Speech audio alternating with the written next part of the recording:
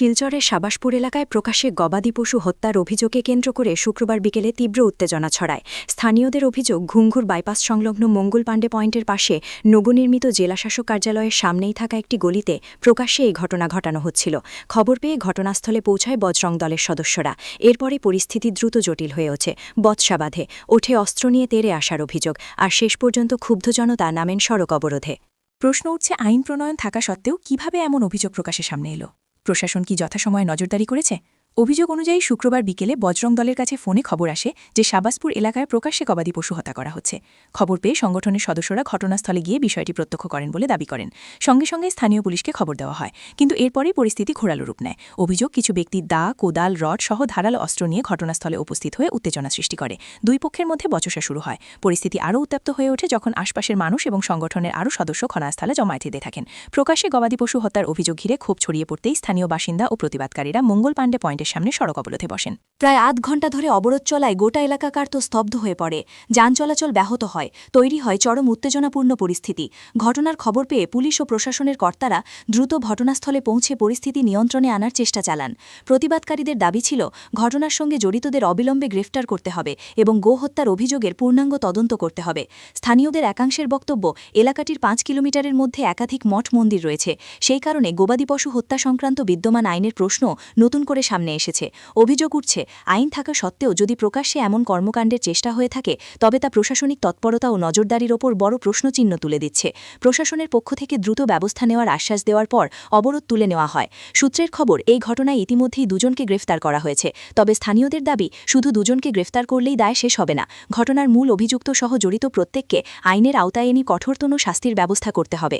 যে 2021 এর আগস্ট মাসে একটি বিল পেশ করা হয়েছিল, আসাম ক্যাটেল প্রিজার্ভেশন বিল 2021, সেখানে স্পষ্ট ভাষায় উল্লেখ আছে যে আমাদের গবাদি পশু এবং আমাদের গোমাতাকে কেউ হত্যা করতে পারবে না মন্দিরের 5 কিলোমিটারের আন্দরে। এবং 2025-এ আমরা দেখেছি হেমন্ত বিশ্ব শর্মা মহোদয় উনি বলেছেন বিভিন্নবার যে কোনো সার্বজনিক স্তর বা কোনো ধরনের পার্টিতে গোমাংস ব্যবহার করা যাবে না। তারপরও বিভিন্ন টাইমে আমরা দেখে থাকি শিলচর শহরের বিভিন্ন জায়গায় গোহত্যা হয়। এমনকি আমরা দেখতে পেলাম যে যেগুলো জায়গায় গোহত্যা হয় সেগুলো জায়গা প্রত্যেকটি থানা, প্রত্যেকটি আউটপোস্ট থেকে 1 থেকে 1.5 কিলোমিটার দূরত্বে অবস্থিত। কিন্তু পুলিশ প্রশাসন কোথায়? পুলিশ প্রশাসন কি ঘুমিয়ে রয়েছে যে এইসব জায়গায় 1-1.5 কিলোমিটারের ভিতরে গোহত্যা হচ্ছে এবং পুলিশ প্রশাসনের নজরে নেই? আমরা যেসব ইনফরমেশন দিয়েছি সেসব পুলিশ প্রশাসনেরা সেইগুলোকে অ্যারেস্ট করেছেন এবং আমরা যদি 10টি ইনফরমেশন দিয়েছি তার থেকে 1টি বা 2টি বা 3টি অ্যারেস্ট করা হয়েছে এবং বাকিগুলোকে অ্যারেস্ট করা হয়নি। এমনকি যেগুলো গরুকে পাকড়াও করা হয়েছে তা শুধু আমাদের ইনফরমেশনের ভিত্তিতে পাকড়াও করা হয়েছে। এবং আমরা দেখেছি বিগত দিনে লক্ষ লক্ষ করোড় টাকার ড্রাগস পুলিশ বাজেয়াপ্ত করেছে, মাদকদ্রব্য বাজেয়াপ্ত করেছে।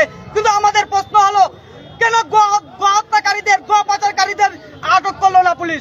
এবং আজকে আমরা দেখতে পেলাম সাবাসপুরের একটি জায়গায় ওপেন প্রকাশ্য গোহত্যা হয়েছে এবং সেটা ঘুঙ্গুর পুলিশ আউটপোস্ট থেকে 1 থেকে 1.5 কিলোমিটার হবে। এবং আমরা যখন আমাদের কার্যকর্তা সেখানে গিয়ে পুলিশ প্রশাসনকে ফোন করলো, অনেক দেরি পুলিশ প্রশাসনে আসতে এবং তারা আমাদের কার্যকর্তার সঙ্গে ঠেলা দেখিয়ে এবং খেদাও পাকড়াও করেছে। বর্তমান সময়ে আমরা মঙ্গলচক পাণ্ডের সামনে আমরা রোড ব্লক করেছিলাম তারই প্রতিবাদে, এবং পুলিশ প্রশাসন আমাদেরকে প্রতিশ্রুতি দিয়েছেন যে আধা ঘন্টার ভিতরে গোমাতা হত্যা হয়েছে শুনেছি, ওখানে আগেও কয়েকবার হয়েছে এরকম ঘটনা, কিন্তু আমরা জানতে পারতাম না। তাই আজকে যে ঘটনা ঘটেছে সেই ঘটনা যাতে বারবার না ঘটানোর সাহস পায় তার জন্য হিন্দু সমাজকে শক্তি সঞ্চয় করতে হবে, একসাথে থাকতে হবে।